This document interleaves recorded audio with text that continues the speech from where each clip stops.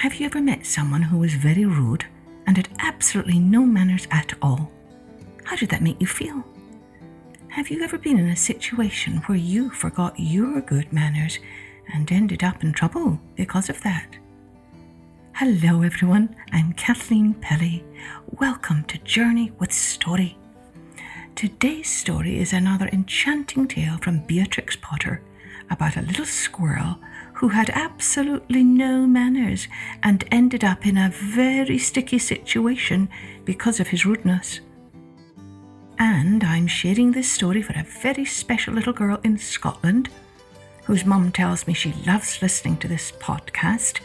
And this little girl is a very well-mannered little girl indeed.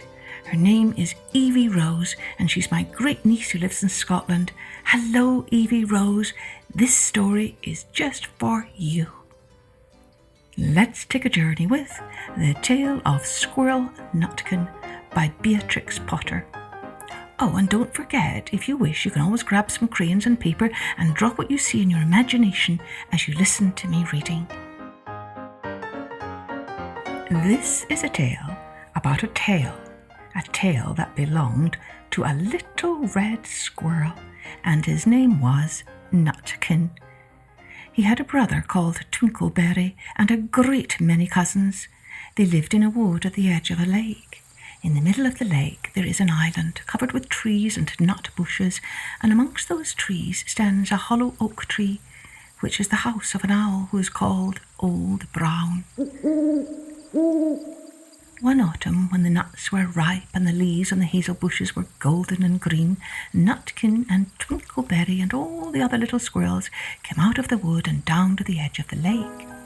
They made little rafts out of twigs, and they paddled away over the water to Owl Island to gather nuts. Each squirrel had a little sack and a large oar and spread out his tail for a sail. They also took with them an offering of 3 fat mice as a present for Old Brown, and put them down upon his doorstep. Then Twinkleberry and the other little squirrels each made a low bow and said politely, "Old Mr. Brown, will you favour us with permission to gather nuts upon your island?" But Nutkin was excessively impertinent in his manners. He bobbed up and down like a little red cherry, singing, riddle me, rot-tot-tot, a little wee man, a red, red coat, a staff in his hand and a stone in his throat. If you'll tell me this riddle, I'll give you a groat." Now, this riddle is as old as the hills. Mr. Brown paid no attention whatsoever to Nutkin. He shut his eyes obstinately and went to sleep. The squirrels filled their little sacks with nuts and sailed away home in the evening. But next morning they all came back again to Owl Island, and Twinkleberry and the others brought a fine fat mole and laid it on the stone in front of Old Brown's doorway and said, "Mr. Brown, will you favour us with your gracious permission to gather some more nuts?"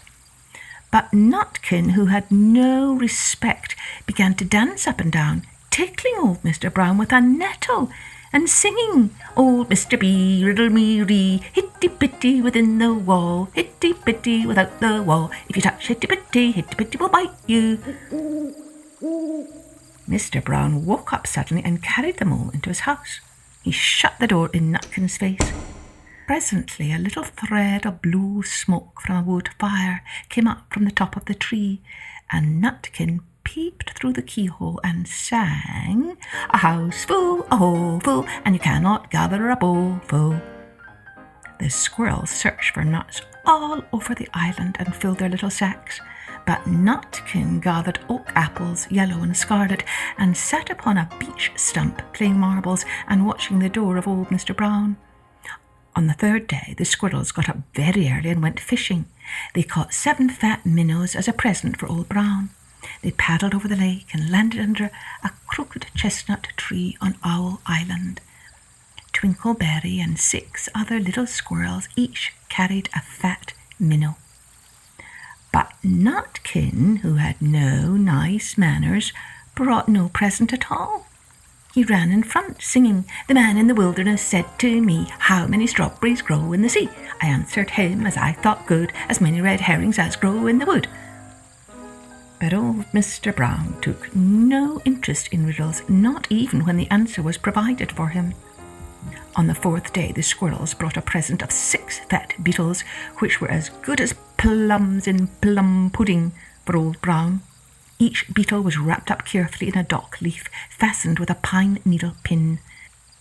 Old Mr. B, riddle me ree, flower of England, fruit of Spain, met together in a shower of rain, put in a bag, tied round with a string. If you'll tell me this riddle, I'll give you a ring. Which was ridiculous of Nutkin, because he had not got any ring to give Old Brown. The other squirrels hunted up and down the nut bushes, but Nutkin gathered robin's pin cushions of a briar bush and stuck them full of pine needles. It was so sweet and sticky that they licked their fingers as they put it down upon the stone. They had stolen it out of a bumblebee's nest on the tippity top of the hill, but Nutkin skipped up and down, singing hum-a-bum, buzz, buzz, buzz, hum-a-bum, buzz. As I went over Topple-Tyne, I met a flock of bonny swine, some yellow-nacked, some yellow-backed. They were the very bonniest swine that ever went over Tipple-Tyne. Old Mr. Brown turned up his eyes in disgust at the impertinence of Nutkin, but he ate up the honey. The squirrels filled their little sacks with nuts, but Nutkin sat upon a big flat rock and played ninepins with a crab apple and green fir cones. On the 6th day, which was Saturday, the squirrels came again for the last time. They brought a new laid egg in a little rush basket as a last parting present for Old Brown. But Nutkin ran in front, laughing and shouting, Humpty Dumpty lies in the bed with a white counterpane round his neck. 40 doctors and 40 wrights cannot put Humpty Dumpty to rights. Now old Mr. Brown took an interest in eggs. He opened one eye and shut it again, but still he did not speak. Nutkin became more and more impertinent.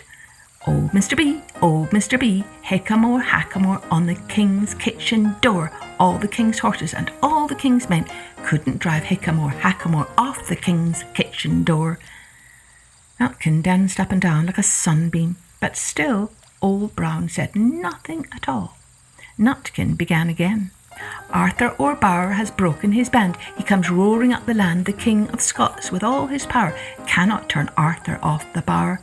Nutkin made a whirring noise to sound like the wind, and he took a running jump right into the head of Old Brown. Then all at once there was a flutterment and a scufflement and a loud squeak. The other squirrels scuttered away into the bushes. When they came back, very cautiously peeping round the tree, there was Old Brown sitting on his doorstep quite still, with his eyes closed, as if nothing had happened. But Nutkin was in his waistcoat pocket. This looks like the end of the story, but it isn't. Old Brown carried Nutkin into his house and held him up by the tail, intending to skin him. But Nutkin pulled so very hard that his tail broke in two, and he dashed up the staircase and escaped out of the attic window. And to this day, if you meet Nutkin up a tree and ask him a riddle, he will throw sticks at you and stamp his feet and scold and shout. So Squirrel Nutkin was quite an impertinent little fellow, wasn't he? Do you think it's important to be good-mannered and polite? Why? Maybe you can discuss your answer with your friends or your mums and dads, because it's interesting to find out why your parents and your teachers insist on teaching you good manners. Maybe you could even come up with what you think is the most important good manner that every child should follow, and then what is the most important good manner that every adult should follow. Oh, mums and dads out there and teachers, reminding you that we are now offering ways to bring my stories to life in your home by partnering with the educational organisation If Not You Who. They will be offering our listeners some hands-on activities around some of my stories that you can do together. Check out kathleenpelly.com for more information. Cheerio then, join me next time for Journey with Story.